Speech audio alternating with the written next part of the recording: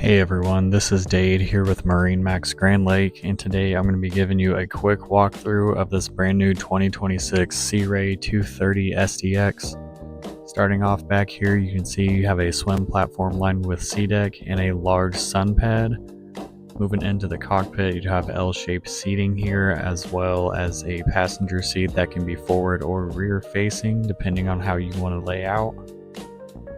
Up here at the captain's chair, you do have a SIMRAD display for all your navigation and engine functions, as well as this boat does come with a Fusion audio system throughout.